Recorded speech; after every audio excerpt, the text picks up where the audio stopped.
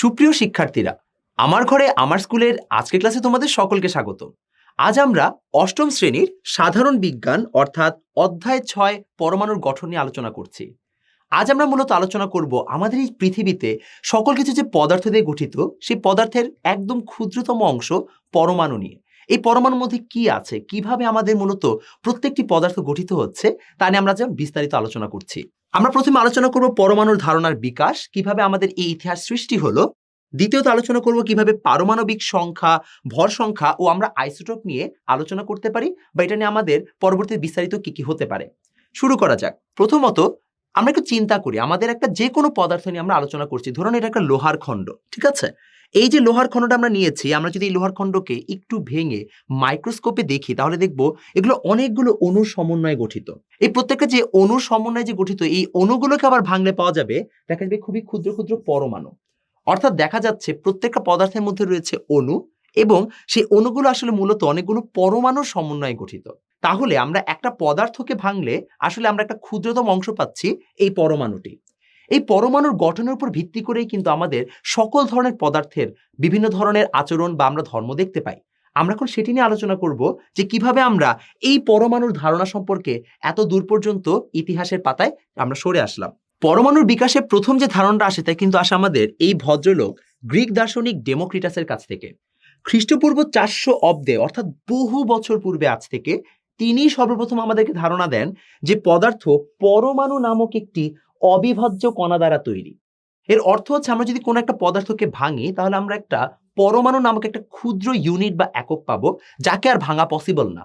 এর অর্থ হচ্ছে পরমাণুই হচ্ছে আমাদের একদম লাস্ট যে স্টপ, অর্থাৎ এটিকে আমরা ভাঙতে পারবো না, এটির উপর ভিত্তি করে আমাদের বাকি সকল পদার্থ আস্তে আস্তে গঠিত হয়। কিন্তু তার এই মতবাদ আসলে তিনি কোথা থেকে ডিরাইভ করেন, বা আমরা যে পরমাণু বা অ্যাটম বলি সেই অ্যাটম শব্দটা আসছেই বা কোত্থেকে? মূলত এই অ্যাটম যে শব্দটা রয়েছে সেই অ্যাটম শব্দটি এসেছে আমাদের গ্রিক শব্দ অ্যাটোমস থেকে। এই অ্যাটোমসের অর্থ হচ্ছে অবিভাজ্য। এর অর্থ হচ্ছে আমরা অ্যাটম বা পরমাণু, আমরা যাকে বলি যে গ্রিক দার্শনিক ডেমোক্রিটাসের মতবাদ ছিল যে আসলে এটা অবিভাজ্য বা ভাঙা যাবে না, তিনি শব্দটাই নিয়েছেন হচ্ছে একদম অবিভাজ্য অর্থমূলক যে শব্দ গ্রিক সেখান থেকে, অর্থাৎ অ্যাটোমস থেকে। তাই আমরা কিন্তু এটাকে বলছি এখন পর্যন্ত অ্যাটম বা পরমাণু। কিন্তু তার এই অবিভাজ্যতার ধারণা অনেকদিন পর্যন্ত কিন্তু ছিল না, বরং তার সমসাময়িক কিছু দার্শনিক, আমরা জানি খুবই ফেমাস দার্শনিক অ্যারিস্টটল এবং প্লেটো, তারা কিন্তু সরাসরি এর বিরোধিতা করেন। তাদের ধারণা ছিল যে আসলে কিন্তু এটা সত্য কথা না, বরং আমাদের এই যে বিভাজন প্রক্রিয়া সেটা একটা কন্টিনিউয়াস প্রক্রিয়া। অর্থাৎ আমরা যখন পরমাণুকে ভাঙছি, আমরা প্রতি মুহূর্তে ভাঙতে ভাঙতে ভাঙতে ভাঙতে আরো ক্ষুদ্রতর কোনো একটা কণিকা পেয়ে যাব। তাদের এই যে মতবাদ, তাদের এই মতবাদ কিন্তু অনেক বছর পর্যন্ত থাকে, যতক্ষণ না পর্যন্ত আমাদের সামনে আধুনিক একটি ধারণা নিয়ে আসেন জন ডাল্টন।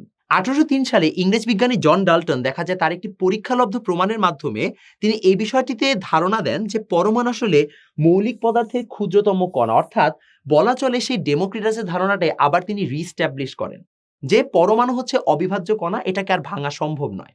এবং অ্যারিস্টটল এবং প্লেটোর যে মতবাদটা ছিল, যেটা আমরা এত বছর ধরে আমরা মেনে আসছিলাম, তা কিন্তু অনেকাংশে তখন দেখা যায় ভেঙে যায়। তারপরে আমরা যখন এই জন ডাল্টনের আইডিয়া থেকে আরেকটু আমরা যখন সামনে এগিয়ে যাই, তখন কিন্তু এর মাঝখানে অনেক বিজ্ঞানী অনেক ধরনের মতবাদ নিয়ে আসেন। স্বাভাবিকভাবে এখন আমরা সবাই কিন্তু খুব কনফিউজড যে আসলে তাহলে পরমাণু জিনিসটা কি, এটা কি আসলে ভাঙা যায় নাকি অবিভাজ্য, নাকি আসলে এর মধ্যে কি আছে? এটার উত্তর দেওয়ার জন্য আমরা আসলে একটা পরমাণুর একটা চিত্র আমরা দেখলে একটু ভালোভাবে বুঝতে পারবো। প্রকৃতপক্ষে পরমাণু আসলে অবিভাজ্য নয়, পরমাণু কিন্তু বিভাজ্য। বরং আমরা যদি একটা পরমাণুকে একটু জুম করি তাহলে দেখতে পাবো এই পরমাণুর মধ্যে রয়েছে ইলেকট্রন, প্রোটন এবং চার্জ নিউট্রাল নিউট্রন। এর অর্থ হচ্ছে আমাদের একটা পরমাণু মূলত 3টি ছোট ছোট কম্পোনেন্টের মাধ্যমে গঠিত, যাতে আমরা বলছি ইলেকট্রন, প্রোটন এবং নিউট্রন, এবং এদের মাধ্যমেই এই পৃথিবীর সকল ধরনের পদার্থ বা পরমাণু কিন্তু গঠিত হয়ে থাকে। এখন তাহলে যখন আমরা জানতে পারলাম যে পরমাণু বিভাজ্য, অর্থাৎ পরমাণু আসলে আরো কিছু ক্ষুদ্র কণিকা দ্বারা হচ্ছে তৈরি হয়, তখন আসি আমাদের এই সময়টাতে আমাদের নতুন একজন বিজ্ঞানী আমাদের একটা ভালো ধারণা দেন। তার নাম হচ্ছে রাদারফোর্ড। 1911 সালে যখন রাদারফোর্ড তার পরমাণুর মডেলটি প্রকাশ করেন, তখন তিনি অনেক ধরনের নতুন নতুন থিওরি এবং ব্যাখ্যা দেন। তোমাদের সিলেবাসে রাদারফোর্ডের পরমাণু মডেলের ফুল ব্যাখ্যাটা দেওয়া নেই, কিন্তু তোমরা যদি চাও তাহলে তোমরা উপরের ক্লাসের বা পরবর্তী ক্লাসের বইগুলো থেকে তোমরা জেনে নিতে পারো যে তিনি আলফা কণা বিচ্ছুরণ নামক একটি পরীক্ষা করেন, যার মাধ্যমে তিনি মূলত অনেক ধরনের নতুন নতুন ইনফরমেশন এখান থেকে ডিরাইভ করেন। সেই তথ্যগুলো কি আমরা একে একে জানার চেষ্টা করি। প্রথমত, রাদারফোর্ডের মতে আমাদের এই প্রত্যেকটা পরমাণুর মাঝখানে থাকে নিউক্লিয়াস, যেখানে কিনা পরমাণুর সবচেয়ে বেশি ভর হচ্ছে একেবারে সেন্ট্রাল অবস্থায় থাকে, তথা কেন্দ্রে সমস্ত ভর হচ্ছে কেন্দ্রীভূত থাকে। এই নিউক্লিয়াসকে ভাঙলেই পাওয়া যায় নিউট্রন এবং প্রোটন। এর অর্থ হচ্ছে প্রত্যেকটা নিউক্লিয়াস নিউট্রন এবং প্রোটনের মাধ্যমে কি হয়, গঠিত হয়। এছাড়াও তিনি আরো ব্যাখ্যা করেন যে পরমাণুতে অনেকগুলো ইলেকট্রন অরবিট রয়েছে। অরবিট মানে হচ্ছে শক্তি স্তর বা যাকে আমরা বলি কক্ষপথ।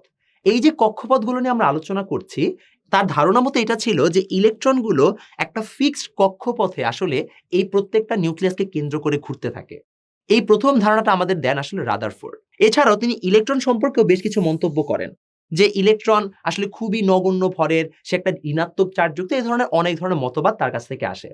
তো আসলে আমরা সেটাকে একটু লিস্ট করি, কারণ এটা আমাদের পরীক্ষার জন্য খুবই গুরুত্বপূর্ণ, যে আসলে আমাদের পরমাণুতে এই যে রাদারফোর্ডের মডেল, সেখান থেকে আমরা কি কি ধরনের তথ্য পাচ্ছি। আমরা এখান থেকে মূলত তিনটা খুবই ইম্পর্টেন্ট তথ্য পাবো। প্রথমত, এই যে পরমাণু রয়েছে, এই পরমাণুতে ধনাত্মক আধান ও ভর মাঝখানে ক্ষুদ্র এক জায়গায় আবদ্ধ, এবং এর নামই দেওয়া হচ্ছে নিউক্লিয়াস।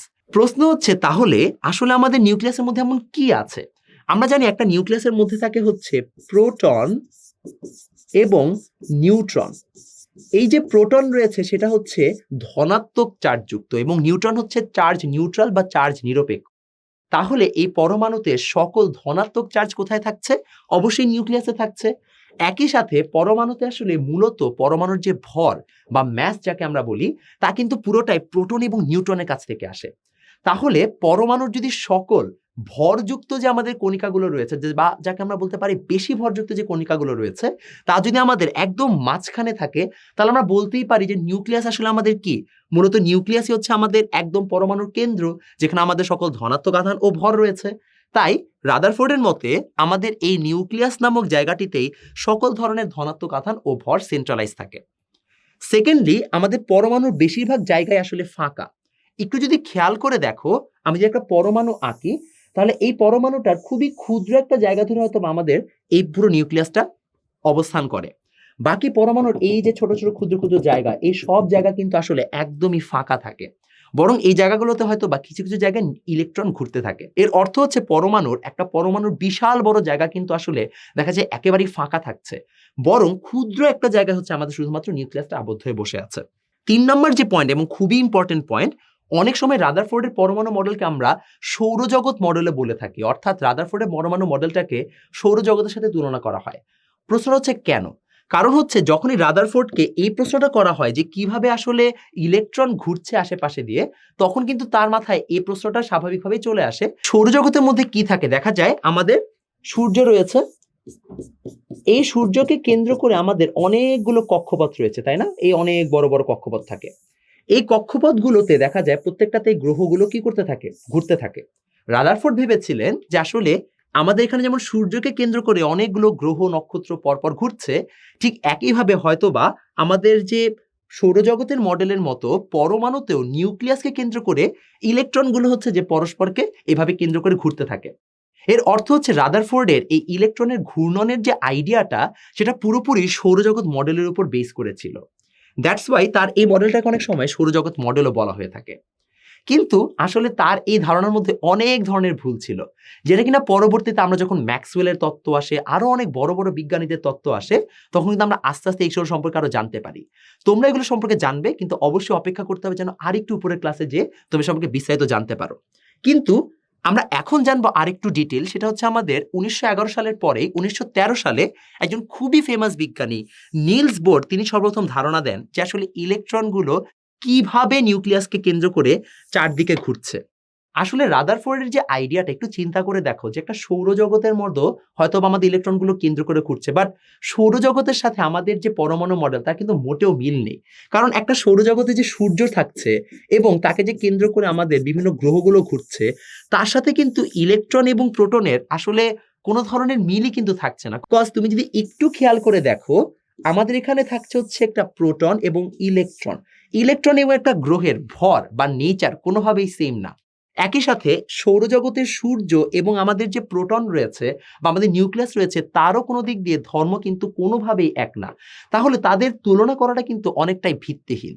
তাই যখন নিলস বোর আমাদের সর্বপ্রথম একটা ভালো ধারণা দেওয়ার চেষ্টা করেন যে কিভাবে আসলে ইলেকট্রনগুলো নিউক্লিয়াসকে চারদিকে ঘুরে, নিলস বোরের মতে আসলে আমাদের যখন ইলেকট্রনগুলো যখন আমাদের প্রোটনকে চারদিকে কেন্দ্র করে ঘুরতে থাকে তখন সে মূলত একটি নির্দিষ্ট শক্তির কক্ষপথে ঘুরে। এর অর্থ হচ্ছে আমি যদি ধরে নেই এই হচ্ছে আমাদের বিভিন্ন কক্ষপথ, একটা দুইটা, তাহলে এটা যদি একটা ইলেকট্রন হয়, এটা যদি একটা ইলেকট্রন হয়, তারা দুইজন কিন্তু দুইটি ভিন্ন ভিন্ন শক্তি স্তর বা দুইটি ভিন্ন ভিন্ন কক্ষপথে আছে। এর অর্থটা কি? অনেক সময় এটা প্রশ্ন হয়ে থাকে। এর অর্থ হচ্ছে এই কক্ষপথে ঘুরতে এই ইলেকট্রনটার একটা নির্দিষ্ট পরিমাণ শক্তি দরকার। ধরে নিলাম আমরা 3 কিলো জুল, আর এই কক্ষপথে থাকতে হয়তো বা তার 2 কিলো জুল শক্তি দরকার। তো এইভাবে তাকে ভিন্ন ভিন্ন অ্যামাউন্টের শক্তি নিয়ে একটা নির্দিষ্ট কক্ষপথে ঘুরতে হচ্ছে। এজন্য এগুলোকে অনেক সময় শক্তি স্তরও বলা হয়, কেননা ওই স্তরে বা ওই রেডিয়াসের মধ্যে যদি তাকে ঘুরতে হয় তাহলে একটা নির্দিষ্ট পরিমাণ শক্তি নিয়ে তাকে ঘুরতে হবে।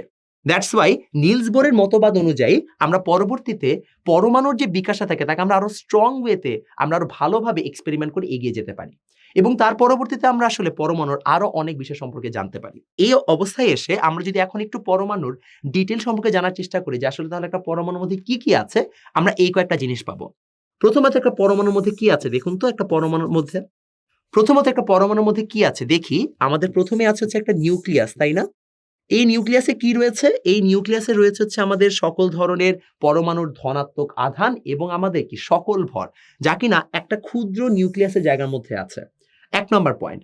দ্বিতীয়ত আমরা বলতে পারি যে আমাদের পরমাণুর বেশিরভাগ জায়গা, এই যে দেখো বেশিরভাগ জায়গা কিন্তু আমাদের আসলে ফাঁকা রয়ে গেছে। এর অর্থ হচ্ছে পরমাণুর আশেপাশে নিউক্লিয়াসের বাইরে বিশাল বড় জায়গা থাকে ফাঁকা। তারপর আমরা জানতে পারি যে পরমাণুতে যে ইলেকট্রনগুলো ঘুরতে থাকে সেই ইলেকট্রনগুলো কিন্তু ঋণাত্মক চার্জযুক্ত এবং তা খুবই নগণ্য ভরযুক্ত। তাই আমাদের এই ইলেকট্রনগুলো খুব স্বাচ্ছন্দ্যে এই নিউক্লিয়াসকে কেন্দ্র করে তারা খুব সুন্দর করে ঘুরতে পারে। এবং শেষ পর্যন্ত আমরা এটাও জানলাম যে ইলেকট্রনগুলো যখন এই নিউক্লিয়াসকে কেন্দ্র করে ঘুরে তখন কিন্তু তারা একটা নির্দিষ্ট কক্ষপথে মূলত থেকে তারপর ঘুরছে, অর্থাৎ এটা একটা নির্দিষ্ট পরিমাণ শক্তি নিয়ে একটা নির্দিষ্ট শক্তি স্তরে থেকে তারপর সে নিউক্লিয়াসকে পরিভ্রমণ করছে। এই হচ্ছে আমাদের মূলত একটি পরমাণুর মধ্যে টোটাল কি কি থাকে তার একটা সুন্দর ধারণা। এখন আমরা পরবর্তী অংশটাতে যাব। এই বিষয়টি তোমাদের হয়তোবা বইয়ের মধ্যে দেখোনি, কিন্তু আমি তোমাদের একটু অ্যাডভান্স জানিয়ে রাখতে চাই। আমাদের প্রোটনকে যদি আমরা ভাঙি বা ইলেকট্রনকে যদি আমরা ভাঙি তাহলে কিন্তু আমরা আরো অনেক জিনিসপত্র পাবো, যেমন হচ্ছে কোয়ার্কস। এবং এই কোয়ার্কস গুলো নিয়ে কিন্তু পরবর্তীতে অনেক ধরনের হচ্ছে যে বড় বড় রিসার্চ এবং এক্সপেরিমেন্ট তোমরা কিন্তু চাইলে করতে পারো। এর অর্থ হচ্ছে আমাদের প্রোটন বা ইলেকট্রন যা আমরা এখন জানছি যে সবচেয়ে ক্ষুদ্র, আসলে তা কিন্তু সত্য নয়। একে ভাঙলে আমরা আরো ক্ষুদ্র নিউট্রিনো, পজিট্রন, আমরা অনেক ধরনের কোয়ার্কস পাবো। এই বিষয়ে তোমরা অবশ্যই পরবর্তী যখন তোমরা ক্লাসে উঠবে তখন তোমরা আরো বিস্তারিত জানতে পারবে।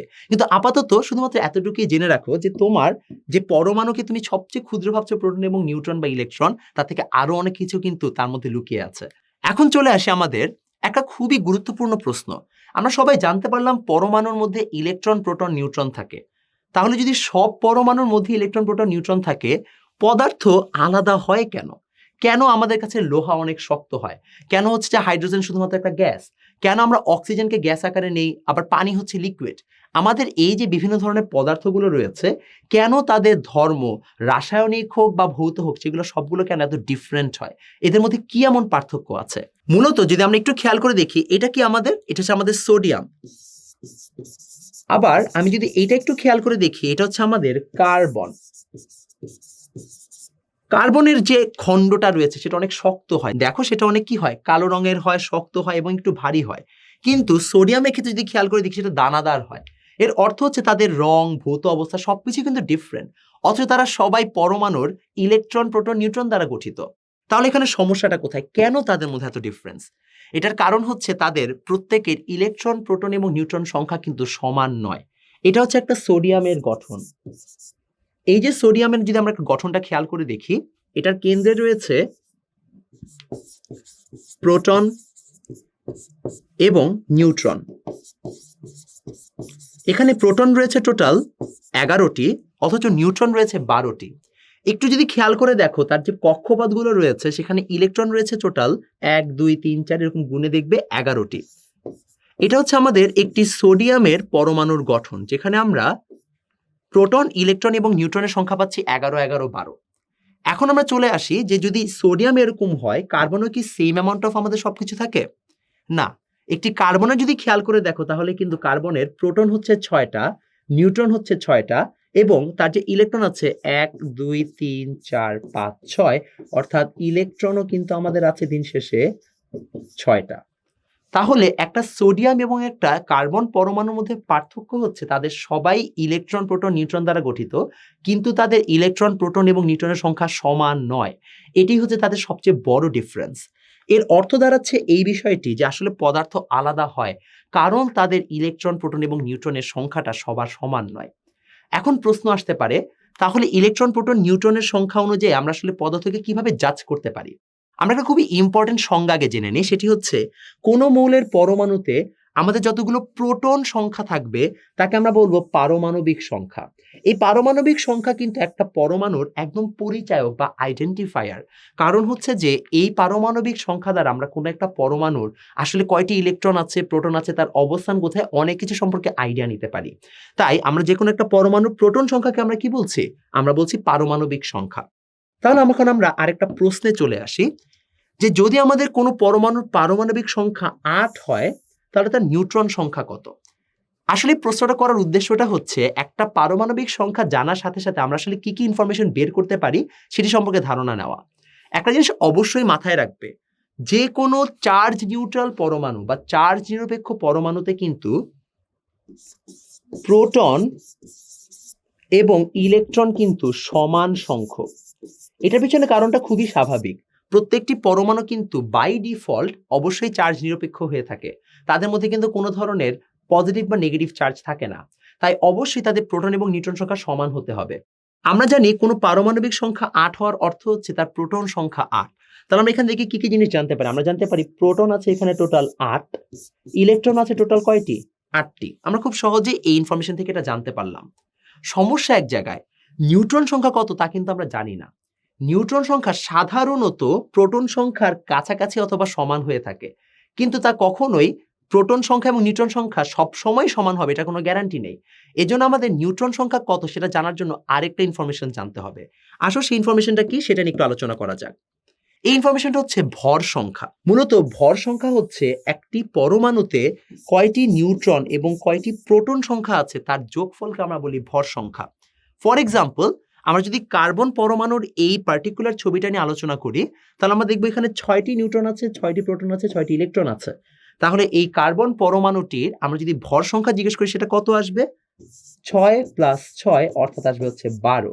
এর অর্থ হচ্ছে আমাদের এই পার্টিকুলার কার্বন পরমাণুর মধ্যে আমাদের ভর সংখ্যা আসবে 12টি। সেখান থেকে আমরা জানতে পারবো নিউট্রন কয়টি, প্রোটন কয়টি, ইলেকট্রন কয়টি। তাহলে আমরা যেই ধারণাতে আসলে আসতে পারি সেটি হচ্ছে আমাদের যখনই কোনো পরমাণুর ইলেকট্রন, প্রোটন এবং নিউট্রন সংখ্যা জানতে চাওয়া হবে আমাদেরকে অবশ্যই সেটার পারমাণবিক সংখ্যা এবং ভর সংখ্যা দুটোই জানতে হবে।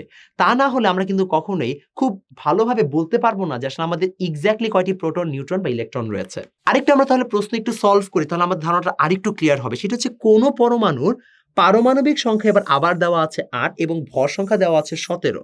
যদি এরকম হয়ে থাকে তাহলে তার নিউট্রন সংখ্যা কত? খুবই সহজ। আমরা জানি কোনো পরমাণুর এই যে ভর সংখ্যা রয়েছে, এই ভর সংখ্যা ইজ ইকুয়াল টু হচ্ছে আমাদের প্রোটন সংখ্যা প্লাস নিউট্রন সংখ্যা। তাহলে প্রোটন সংখ্যা আমাদের এখানে ভর সংখ্যা দেওয়া আছে টোটাল 17, আমাদেরকে পারমাণবিক সংখ্যা বা প্রোটন সংখ্যা দেওয়া আছে 8। তাহলে নিউট্রন সংখ্যা কত? খুবই সহজে বের করা যায়। আমরা জানি n ইজ ইকুয়াল টু আসবে 17 - 8 অর্থাৎ 9টি। খুব সহজে আমরা বের করে ফেলতে পারলাম যে আসলে আমাদের তাহলে এখানে নিউট্রন সংখ্যা কত হচ্ছে।